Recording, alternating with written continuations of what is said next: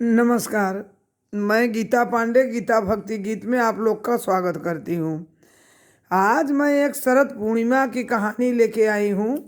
बहुत रोचक कहानी है कि शरद पूर्णिमा में आज मैं आपको बताऊंगी कि किस देवता का पूजा करना चाहिए और कितने बजे करना चाहिए, क्या क्या चढ़ाना चाहिए। अगर धन की हानि हो तो उसमें धन की प्राप्ति के लिए आज क्या करना चाहिए और सब देवता किन किन देवताओं को विधि पूर्वक पूजन करना चाहिए। सबसे पहले तो मैं बता दूं कि शरद पूर्णिमा को दिन भर व्रत रहना चाहिए। दिन भर व्रत रहो और व्रत रह के सायकाल 4 से 5 के बीच बीच में ब्रह्म मुहूर्त से लेके और शाम तक, जब तक पूजा न कर लो उस दिन व्रत रहना चाहिए। और शाम 4 बजे से लेकर रात 8 बजे तक शरद पूर्णिमा का पूजन करना चाहिए। मैं बता दूं कि 9 तारीख को रविवार को शरद पूर्णिमा का पूजन का विधि है और शरद पूर्णिमा है 9 तारीख को, 9 अक्टूबर को, और दिन रविवार है। शरद पूर्णिमा का पूजा और विधि और कौन कौन होता है देख। शरद पूर्णिमा के दिन जो चंद्रमा होती हैं वो 16 कलाओं से निमृत होती हैं। वो सजी होती हैं और चंद्रमा में 16 कला होता है। इसीलिए जो चंद्रदेव और पृथ्वी का दूरी नज़दीक हो जाती है। चंद्रदेव और चंद्रमा पृथ्वी के नज़दीक आ जाते हैं, धरती पर थोड़ा दूरी का फासला होता है। इसलिए जो व्यक्ति रात में शरद पूर्णिमा का दर्शन करता है और उनको पूजा और अर्चना करके उनको खीर बना के समर्पित करता है और उसको हर मनोकामना की प्राप्ति होती है। शरद पूर्णिमा के दिन खीर का बहुत ज़्यादा महत्व है। शरद पूर्णिमा के दिन नियम तो ये है कि ऐसा माना गया है कि शरद पूर्णिमा के दिन चंद्रदेव के आगे छत पर ही, चंद्रदेव के जहाँ समझ छत पर, कमरा के आंगन में, जहाँ भी चंद्रदेव दिखाते हो वहाँ खीर बनाना चाहिए। खीर बना के उसमें केसर और पंचमेवा, उसमें थोड़ा मरीच वगैरह डाल के खीर बना के तैयार करना चाहिए और उसको एक बर्तन में चंद्रदेव के सामने रख देना चाहिए। और कहीं जानवर, कीड़ा मकोड़ा, बिल्ली वगैरह न जूठा करे, इसलिए उसको बीचों बीच या तो डारा बांध के उसी में डिब्बे उब्बे में करके सूती कपड़ा डाल के लटका देना चाहिए। और ना ही तो जो छलनी होता है जिससे आटा छाला जाता है, जिसे गेहूं चना वगैरह छाला जाता है, उसको उसी पर उन्हा दीजिए। जो छलनी होता है उससे जो चंद्रदेव का किरण उसमें छोटा छोटा छेद होता है और उसमें लगेगा, कोई चढ़े ना। और वही खीर सुबह उठ के ब्रह्म मुहूर्त में उसको पूजा करके और उसी खीर को सभी को देना चाहिए। सूरज के उदय के पहले उस खीर को प्रसाद के रूप में सबको देना चाहिए और सबके खाना चाहिए। ये तो हो गई चंद्रदेव की कहानी। शरद पूर्णिमा के दिन भगवान विष्णु और माता लक्ष्मी का भी पूजा करना अनिवार्य है, क्योंकि जो माँ लक्ष्मी है वो चंद्रदेव की बहन है। वो जब पृथ्वी पर आते हैं, उतरते हैं, तो उनकी बहन भी आती हैं।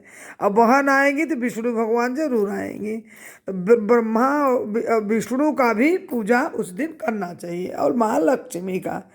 माँ लक्ष्मी को जिसको बहुत तंगी हो और जो लक्ष्मी की परेशान है, गरीबता है, नौकरी व्यवसाय में अगर जिसको बहुत परेशानी है, उसको 12 बजे रात की 31 दिया जलाना चाहिए। उस दिन माँ लक्ष्मी के कलश, एक तांबे का कलश लो, उस पर एक कटोरी रखो, कटोरी में चावल रख के माता लक्ष्मी की प्रतिमा हो तो उसी में विराजमान कर लो।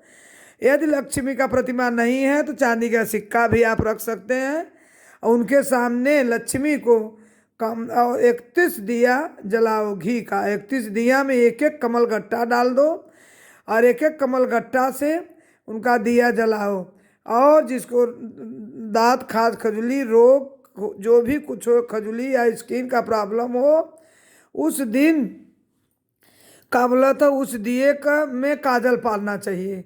उस दिए को 31 दिया का काजल फाड़ दो दियलियो नहा के, वही काजर गाय के घी में फेंट के, और जहाँ स्किन का प्रॉब्लम है, जहाँ गांठ है, वहाँ लगाओ। दिन पर दिन आपका स्किन का प्रॉब्लम और गांठ खत्म हो जाएगी। 1 घंटे में स्नान कर लो। और माँ लक्ष्मी का, अब भोलेनाथ, गणेश और माता पार्वती का भी पूजन करो उस दिन विधिवत रात की। और सबको खीर चढ़ाओ उस दिन। खीर चढ़ाना अनिवार्य है शाम को, रात की प्रेम से खीर बनाओ और सब भगवान को खीर, भगवान भोलेनाथ को भी खीर पसंद है, माता को भी खीर पसंद है, गणेश को भी, सबको खीर पसंद है, सबको खीर खिलाओ, मिष्ठान। और माता को 5 पान के पत्ते में खीर रखो, कटोरी बर्तन में नहीं, या तो चांदी की कटोरी हो या 5 पान पत्ते के में खीर रख के माता को समर्पित करो। ये हो गया माँ लक्ष्मी के शरद पूर्णिमा का पूजन का अनिवार्य। पूजा अर्चना करके कमलगट्टा, एक एक कमलगट्टा 31 दिए में डालना न भूलो, और विधि पूर्वक उनका पूजा करो। इनकी एक कहानी है कि एक राजा थे, उनकी 2 बेटी थी। वो बेटी, एक बड़ी और छोटी, दोनों शरद पूर्णिमा का व्रत करती थी। बड़ी बेटी तो बहुत अच्छे से करती थी, जो छोटी बेटी थी वो पूर्णिमा व्रत बीचे बीच में छोड़ देती थी। दोनों का शादी हुई, दोनों को वहाँ जाने पर बड़ी बेटी को बच्चा हुआ, बच्चा बहुत सुंदर था। छोटी बेटी को जितने बच्चे होते थे वो सब मर जाते थे, बेचारी बहुत रोती थी। घर पर आई, अपने पिताजी से सारी विस्तान कही, और उसके पिताजी ले गए बहुत ज्योतिषा पंडित जी के पास। तो पंडित जी ने बताया कि हे, क्या बोला था, सेठ जी, है राजन, आपकी बेटी शरद पूर्णिमा का व्रत करके बीच बीच में छोड़ दी है, इसीलिए इसको ये दंड मिल रहा है। और आपकी बेटी जब शरद पूर्णिमा का व्रत, अब दिन हर पूर्णिमा का व्रत करेगी और पूजा करेगी 21 से 11, 12, जो भी जितना सामर्थ्य के अनुसार करेगी विधि पूर्वक, तो इसको संतान की प्राप्ति होगी। ऐसा उन्होंने बेटी ने विधि पूर्वक पूजा किया, और पूजा करने पर एक उसको भी संतान हुई। लेकिन कुछ दिन के बाद उसकी संतान वो भी मर गई। अब जिस दिन तुरंत मरी थी, उसी दिन एक चौकी पर उन्होंने सुता के और चादर से ढक दी और रोने लगी। उसी समय उसकी बड़ी बहन अपने छोटी बहन से मिलने आई, और बड़ी बहन को देखा तो चुप हो गई और कहा, बहन बैठो, उसी चौकी पर जिस पर लड़का था। और बहन सोची कि बैठे, तो उसका जो साड़ी का पल्लू था उस बच्चे पर स्पर्श हो गया, छुआ गया, और बच्चा रोने लगा। तो बड़ी बहन ने छोटी बहन को डांटी, कही कि इस पर बच्चा सोया है, अरे तू हमको सोने के कह रही है, अगर कुछ हो जाता तो ज़िंदगी भर मुझे कलंक लगता। तो उन्होंने कहा कि नहीं नहीं बहन, ये बच्चा तो पहले ही मर चुका था, हमने उसको ढक दिए थे और रोने लगे, आप आई तो आपको कह दिए बैठने को, और आपका साड़ी के पल्लू छूते ही ये बच्चा तो जागृत हो गया और जिंदा हो गया। बहन, आपके धर्म कर्म से मेरा बच्चा जिंदा हुआ है बहन। और आप पूर्णिमा का व्रत पूर्ण की थी, मैं नहीं की थी, पंडित ने बताया, इसलिए मुझे कष्ट का सामना हुआ। आपका धर्म कर्म बहुत तेज है, इससे मेरा बच्चा जिंदा हुआ। तब इसीलिए शरद पूर्णिमा के पूरे गांव में ढिढोरा पिटवा गया कि शरद पूर्णिमा का व्रत जो हर मतलब विधि विधान से पूजन करता है, भगवान विष्णु, माता लक्ष्मी के, चंद्रदेव का, जो खीर ग्रहण दे के समर्पित करता है, कमलगट्टे से माँ लक्ष्मी का पूजन करता है, और उसको कोई भी कष्ट का सामना नहीं होता, उसे संतान प्राप्ति होते, धन धान्यों से पूर्ण होता है। धन्यवाद मेरा इस वीडियो को सुनने के लिए। मेरा वीडियो और शरद पूर्णिमा की वीडियो मेरी अच्छी लगे तो चैनल पर पहली बार है तो मेरे भाई बहन सब्सक्राइब करना, और शेयर करके ज़्यादा से ज़्यादा शेयर करना, और नमस्कार।